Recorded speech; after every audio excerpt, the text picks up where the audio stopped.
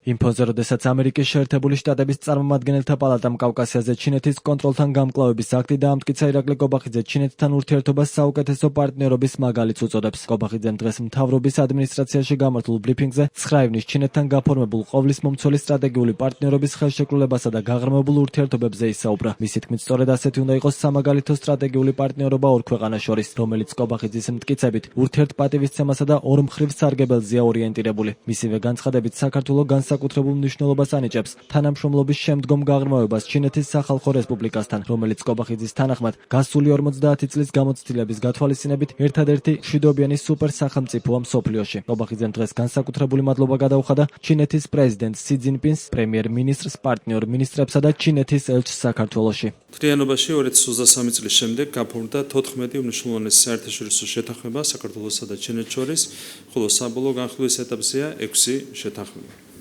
2024 წელს საქართველოსა და ჩინეთს შორის სავაჭრო ბრუნვა 17%, 2025 წელს 21%, ხოლო 2026 წლის იანვარ-აპრილში 55%-ით გაიზარდა. ჩინეთთან სავაჭრო ეკონომიკური ურთიერთობების გაღრმავებას პირდაპირი წვლილი აქვს ქართული ეკონომიკისა და ეროვნული წარმოების განვითარებაში.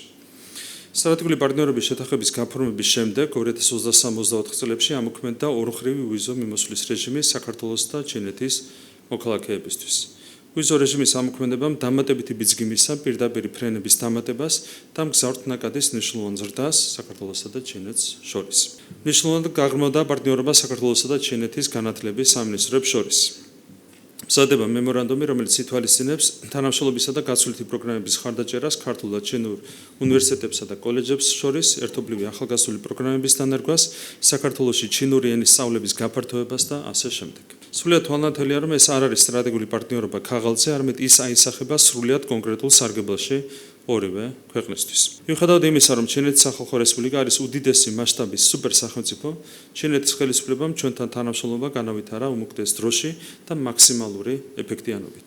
რაც განსაკუთრებით ასაფასებელია, ჩინეთის ხელისუფლება ჩვენს ქვეყანას ეპყრობა როგორც თანასწორს და თანატოლს, რაც გლობალური პოლიტიკის არსებული მანკიერებების ფონზე განსაკუთრებულად თვალშისაცემი და დასაფასებელი. დღევანდელ ბრიფინგზე ირაკლი კობახიძე ამტკიცებდა, რომ ჩინეთი მხარს უჭერს საქართველოს სუვერენიტეტსა და ტერიტორიულ მთლიანობას. მას ჟურნალისტებმა შეახსენეს, რომ 4 ივნის ჩინეთმა მხარი არ დაუჭერა გაეროს რეზოლუციას აფხაზეთში და ცხინვალის რეგიონში დევნილების დაბრუნების შესახებ. მათ ხმის მიცემისაგან თავი შეიკავეს. საპასუხოდ ირაკლი კობახიძემ თქვა, რომ ჩინეთს აქვს სპეციფიკური მიზეზები, რის გამოც არ დაუჭირეს მხარი ამ რეზოლუციას, რასაც მისი თქმით პატივს ცემენ. სპეციფიკური მიზეზები აქვს ჩინეთს და ამაში მე არ მინდა შევიდე, იმიტომ რომ ეს არის ჩინეთის მიზეზები და ამ მიზეზებსაც პატივს ცემთ.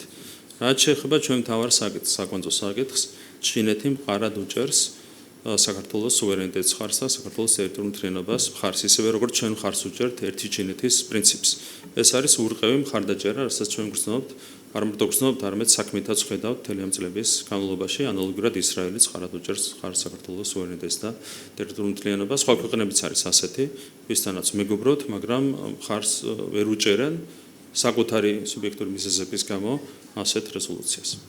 სუვერენიტეტის მხარდაჭერა ნიშნავს გამოხატვას არა მხოლოდ ზეპირსიტყვიერად თუ დოკუმენტით, რომელსაც ხელი მოეწერა, არამედ საქმითაც, როგორც ამბობთ. საქმითაც გამოხატავენ. საქმით სად გამოხატავს ჩინეთი, მაგალითად, როცა მიიღება რეზოლუცია, რამ შეიძლება შეუშალოს ხელი ჩინეთს, რომ პარტნიორ სახელმწიფოს მის სუვერენიტეტს მხარი არ დაუჭიროს. ჩინეთზე მითხარით. არა, მაგალითი მოგიყვანეთ, ეს მაგალითი უკვე ფაქტით ადასტურებს იმას, რომ თქვენი ლოგიკა არის სულად მცდარი. ამ რეზოლუციის ხარდაჭერასა და სუვერენიტეტისა და ტერიტორიულ მთლიანობის ხარდაჭერას შორის არავითარი კავშირი არ არის. კობახიძეს დღეს ასევე კითხეს, რამდენად შეუწყობს ხელს ჩინეთთან გაღრმავებული პარტნიორობა ამერიკის შეერთებულ შტატებსა და საქართველოს შორის ურთიერთობების გადატვირთვას. იმფონზე, როდესაც ერთი დღით ადრე ამერიკის შეერთებული შტატების წარმომადგენელთა პალატამ დაამტკიცა კანონპროექტი, რომელიც ადმინისტრაციას ავალებს დეტალურად შეისწავლოს საქართველოში რუსეთისა და ჩინეთის დაზვერვის სააგენტოების მოქმედება. მე პირველ რიგში ვთხოვდით, რომ არ გააგებინოთ ჯობილსონს ამ ბრიფინგის შესახებ და ასევე არ გააგებინოთ იმის შესახებ, რომ ცოტა ხნის წინ მისი პრეზიდენტი ბატონი ტრამპი იყო ჩინეთში ოფიციალური ვიზიტით. ეს რომ გაიგოს, მე მგონი ინერვულებს თან ასაკიც ისეთი აქვს, რომ ის ინერვულობა არ შეიძლება. ეს ერთი, ეს ნახევრად ხუმრობით.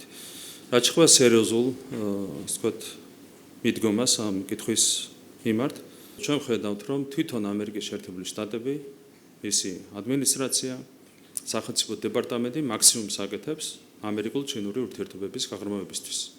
ასეთ პირობებში, რა თქმა უნდა, ამერიკულ ხელისუფლებას ვერ ექნება ვერავითარი ობიექტური კრიტიკული შენიშვნა იმასთან დაკავშირებით, რომ საქართველოს ასევე ცდილობს ურთიერთობების მაქსიმალურად გაღრმავებას ჩინეთთან. ჯონსონი ერთია, მაგრამ როდესაც საუბარია ამერიკულ ადმინისტრაციაზე, როდესაც ის თავადაც მაქსიმალურად ცდილობს ურთიერთობების გაღრმავებას, სხვას ვერ გააკრიტიკებს ჩინეთთან ურთიერთობების გაღრმავების გამო. 8 ივნისს ამერიკის შეერთებული შტატების წარმომადგენელთა პალატამ კავკასიაზე ჩინეთის კონტროლთან გამკლავების აქტი დაჩქარებული პროცედურით განიხილა და ორპარტიული მხარდაჭერით მიიღო. დოკუმენტი ამერიკის შეერთებული შტატების სახელმწიფო დეპარტამენტს სადაზვერვო და თავდაცვის მაღალჩინოსნებს ავალებს მისი მიღებიდან არაუგვიანეს 180 დღეში წარადგინონ გასაიდუმლოებული ანგარიში, რომელიც საქართველოში რუსეთისა და ჩინეთის სადაზვერვო სამსახურების შეღწევასა და შესაძლო თანამშრომლობას ეხება. აქტი წარმომადგენელთა პალატას რესპუბლიკელმა კონგრესმენმა ჯო უილსონმა და მისმა დემოკრატმა კოლეგამ სტივ კოენმა წარუდგინეს. ჯო უილსონის თქმით, ეს აქტი უზრუნველყოფს, რომ ქვეყანაში ჩინეთისა და რუსეთის ფარული ოპერაციები გამოაშკარავდეს. გასაიდუმლოებული ანგარიშის მომზადების გარდა,